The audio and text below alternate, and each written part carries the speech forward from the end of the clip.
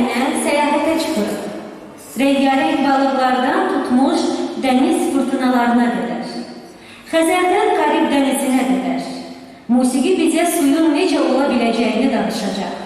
Şəffaf, coşqun, şən, zadəgan və hətta sihirli. Gözlərinizi yumun və təsəvvür edin. Əgər su danışa bilsəydi, onun səsi necə olardı? Gəlin birlikdə birinci Georg Friedrich Händel'in su üzərində musiqi əsərini dinləyək. Bu hadisə 300 il əvvəl baş verir. İngiltərə kralı 1. Georg gecə Temza çayı ilə qayıqla üzürdü. Sahil boyunca isə musiqiçilərlə dolu qayıqlar onu müşahidə edirdi. Və bütün çay boyunca valtorna və barabanların gür sədaları eşidilirdi. Händel bu alətləri elə seçmişdi ki, səslər sudan əks səda versin və musiqi sanki çay üzərində kralın bayramına çevrilsin. Təsəvvür edin, gecəli ulduzlar suda əks olunacaq. Musiqi isə çayın axını ilə birlikdə axacaq. Gözlərinizi bağlayın və hiss edəcəksiniz. Suyun dalğaları musiqinin ritmi ilə necə hərəkət edir. Händel göstərmək istəyir ki, su yalnız yumşaq deyil, həm də təntənəli və təbiət qədər möhtəşəmdir. Əziz balalar, xahiş olunur, əsərlər səslənərkən sakitliyə riayət edəsiniz.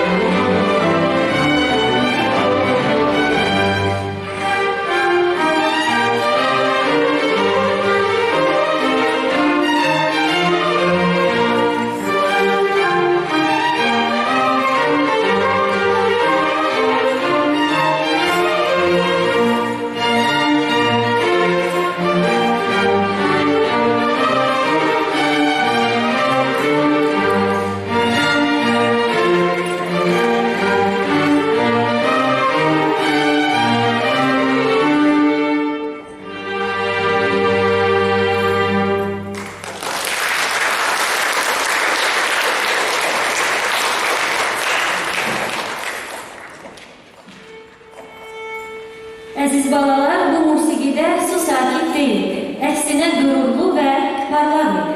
Kral üçün bir musiqi kimidir. Bu suyun bayramıdır. Təntənəli və canlı. İkinci olaraq Antonio Vivaldinin İlin Fəsilləri silsiləsindən Yay və Fırtına əsərlərini dinləyəcəksiniz. Antonio Vivaldi təbiəti musiqi ilə təsvir etməyi çox sevirdi. O su üzərində qurulan Venesiyada yaşayırdı və hər fəsil haqqında yazaraq təbiətlə söhbət edirdi. Yayda torpağın istidən sanki nəfəsini tutduğu eşidilir. Birdən uzaqlardan göy gürültüsü eşidilir və fırtına başlayır. Əziz balalar, gözlərinizi bağlayın. Hər kəs gözlərini bağlasın. Bağladı hər kəs. Və təsəvvür edin. Əvvəlcə hava istidən titriyəcək, ilk dəfə külək əsəcək. Violinlər sürətlə ifa edəcək. Yağış damcıları pəncərədən axır kimi. Vivaldi istəyirdi ki, biz eşidək. Fırtına necə sükutdan doğulur. İldırımı eşitməyə hazırsınız? Buyurun dinləyin.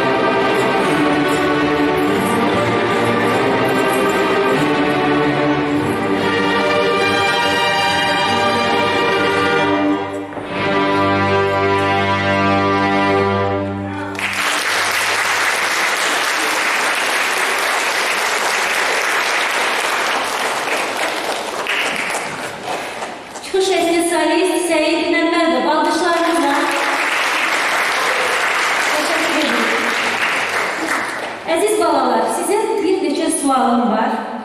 Bu musiqide, yəni səslənən musiqidə yağışın damcısını harda eşitdiniz? Kimsə deyə bilərmi? Yağışın damcısını harda eşitdiniz? Yəqin ki, bütün əsər boyu eşitdiniz. Düzdür? Bəli. Bəs ildırım başlayanda violin nə edirdi? Bunu kim cavablayar? Buyurun. Violin nə edirdi ildırım başlayanda? Say Növbəti əsəri eşitməyə hazırsınız? Növbəti əsərimiz Camille Saint-Saëns'ın Akvarium əsəridir. Fransız bəstəkarı Camille Saint-Saëns təbiəti və heyvanları müşahidə etməyi çox sevirdi. Yəqin ki, siz də heyvanları çox sevirsiniz. Akvarium əsərində o suyu və balıqları, suda işığın necə oynadığını musiqi ilə təsvir edib. Diqqətlə qulaq asın, yəni təsvir edin. Pianoda yüngül səslənən notlar, suda günəş şüalarının parıltısı kimidir. Violin və fleytalar isə üzən balıqların parıltısını və hərəkətini xatırladacaq. Bir neçə saniyəlik zəhmət olmasa gözlərinizi yumun. Yumdunuz? Və təsəvvür edin, hava qabarcıqları sanki yuxarı qalxır. İndi isə təxmin edin, hansı alət su damcıları kimi səslənir? Uşaqlar, hansı alət su damcıları kimi səslənir? Kim deyə bilər? Hansı?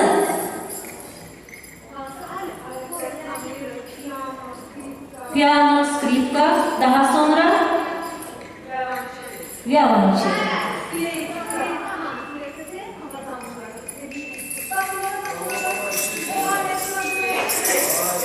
Görürsünüz, su damcıları kimi səslənir. Buyurun. Sizi nəyi təsvir edir? Nəyi təsvir edirsiniz onu dinləyəndə? Su damcıları. Saint-Saëns deyirdi ki, musiqi rəsm çəkə bilər. Burada o şəffaf suyu çəkir. O istəyirdi ki, biz gülümsəyək və hiss edək. Kiçik bir akvarium belə bütün bir sualtı dünyadır. Buyurun, növbəti bir musiqimizi dinləyək.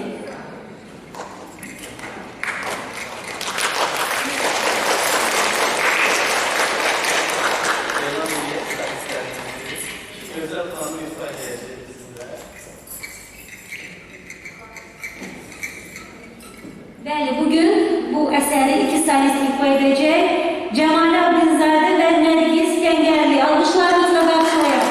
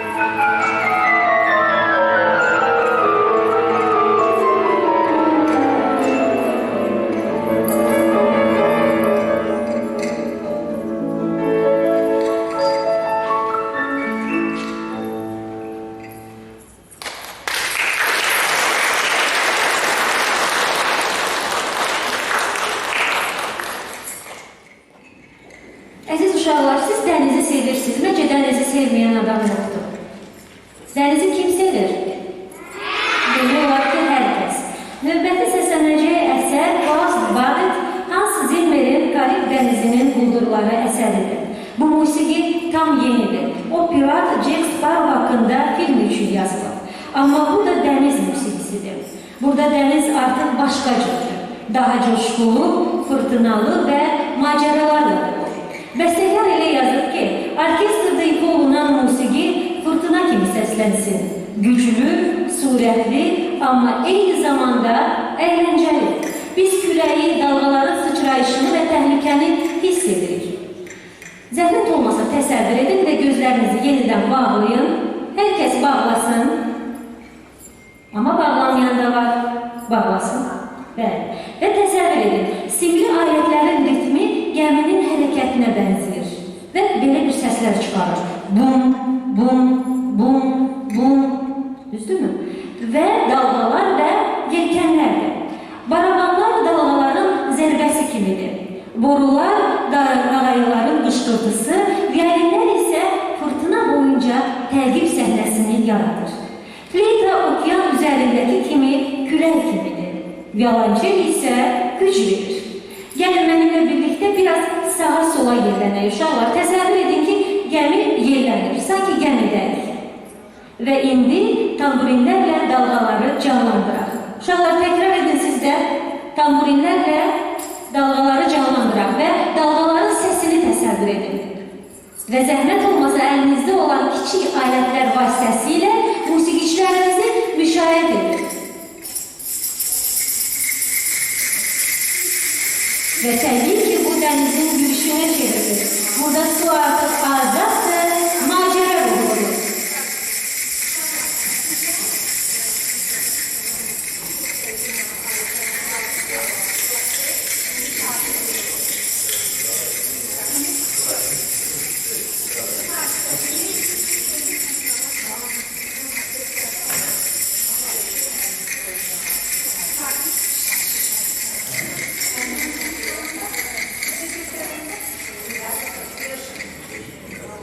Əziz balalar, hələ ki sakit dayanmaq və musiqi səslənərkən eyni zamanda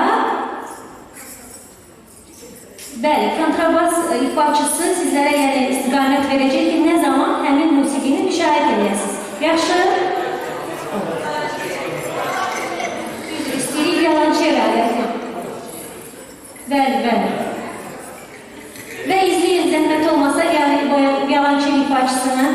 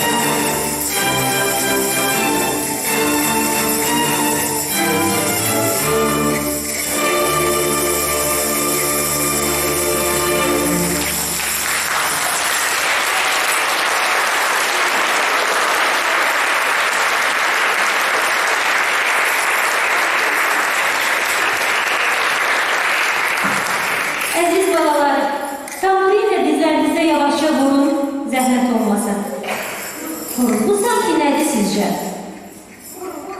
Bu zəhmət olmasa, bu sizə nəyi xatırladı? Hansı obrazı xatırladı? Gəlin sizə kömək edin. Sanki, buyurun cavab verin.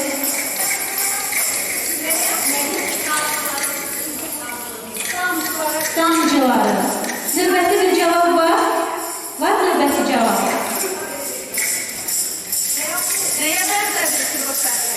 Dənizin yavaşlığı nədir sizcə? Dalgalardır, düzdür. Və hiss edin, bu dalgalarda necə üzürsünüz, yuxarı və aşağı istiqamətdə. Təbii ki, növbəti dəniz mövzumuz davam edir. Növbəti əsərimiz görkəmli bəstəkarımız Fərhad Bədəlbəylinin Dəniz əsəri səslənəcək. Azərbaycan bəstəkarı Fərhad Bədəlbəyli ömrü boyu Xəzəri sevir. Uşaqlar, siz də Xəzəri sevirsiniz. Xəzər dənizində olursunuz. Bəli. Və o deyirdi ki, yəni Fərhad Bədəlbəyli deyirdi ki, dəniz insanın ruhudur. O həm mehriban və sakit, həm də dalğalı və həyəcanlı ola bilər. İnsan ürəyi kimi. Bu musiqidə küləyin melodiyasını, dalğaların səsini və Xəzərin nəfəsini hiss edib olmaq. Əvvəlcə yumuşaq dalğalar, violonçel və atlar səhər sularının pıçıltısı kimidir. Sonra musiqi genişlənir. Sanki dəniz daha dərindən nəfəs alır.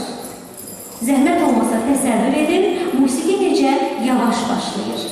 Sanki dalğalar sahildə pıçıldaşır. Sonra səs artır, sanki külək yelkənləri doldurur. Bu əsəri ifa edəcək solist Rəfiqə Quluzadə.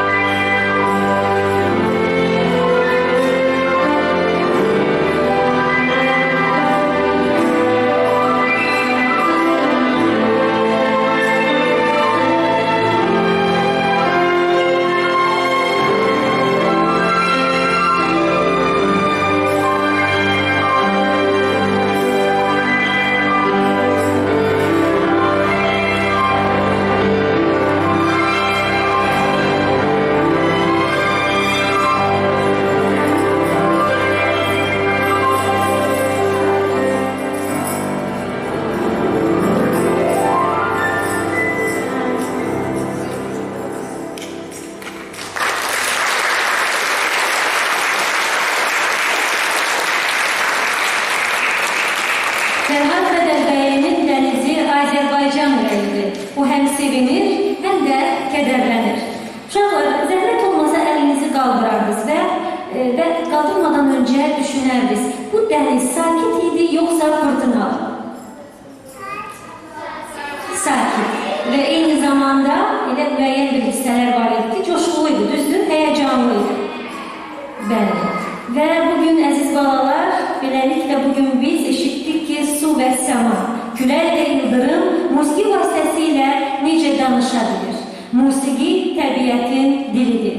Qəlbimizlə qulaq assaq, dənizin nəfəsini belə duya bilərik. Bugün suyun necə dəyişkən olduğunu hiss etdik. Sanki fırtınalı, şən və müdrik. Sensans bizə şəffaflığı göstərdi. Hendel əzəməti, Bədəlbəyli ruhu, Bağdat Zilmir macəranı, Vivaldi isə təbiətin gücünü. Musiqi və su bir-birinə bənzəyir. Onlar axır, birləşdirir və bizə həyat verir. İndi isə qulaq asaq. Nəyə? Səssizliyə. Səssizlik su musiqisinin də bir hissəsidir. Əziz balalar, beləliklə sonda sizdən xahiş olunur və kim istəyirsə təbii ki, alətlərlə tanış olsun və zəhmət olmasa toxunmadan kimin nə sualı varsa, kimə nə maraq doğurursa buyursun. Qızımız nə sualıydı?